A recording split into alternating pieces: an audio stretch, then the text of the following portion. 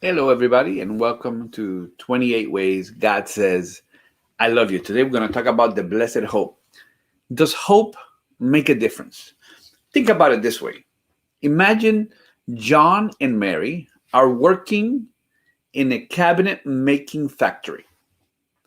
Their job every day is to sand the doors of the cabinets who are coming in a conveyor belt. That's all their job. It's menial, it's dirty, it's repetitive. They don't like it, but it's a job, so they do it. The cabinets come towards them, they sand the door. Here's another cabinet, they sand the door. It's not the greatest job in the world. One day, the boss calls Mary into the office and says, Mary, I just want to let you know that we're going to give you a bonus of $1 million at the end of this year. It is now February, but at the end of this year, we're going to give you a $1 million bonus. How do you think Mary's attitude will change because of these news? She has not received the money. It's not in her bank account. She's not able to spend it. Her life, as she knows it, has not changed from one day to the next. She goes back to the same work she did the day before with the same cabinet dust, with the same co workers. But I would venture to guess that her attitude has changed. She now gets there earlier and leaves a little later. She has a pep in her step. She talks with a different attitude. She even sings while she works, and she never sings.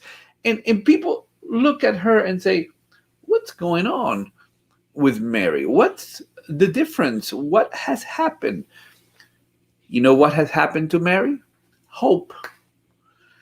The reason why in this world that is a conveyor belt of bad news, we can smile is because of hope.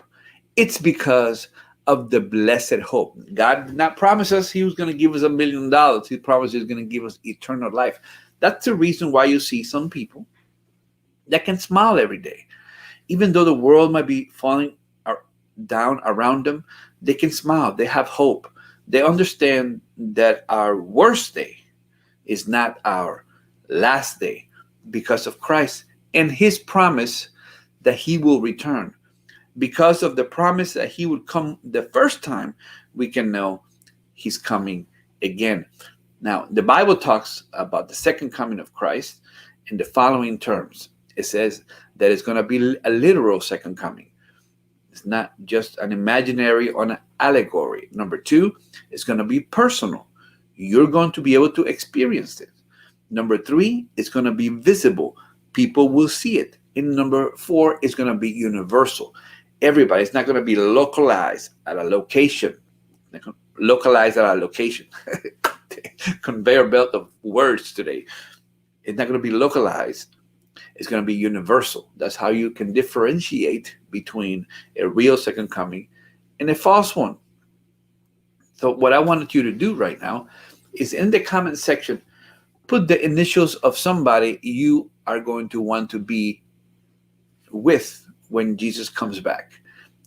Who are you hoping and praying will be in heaven with you?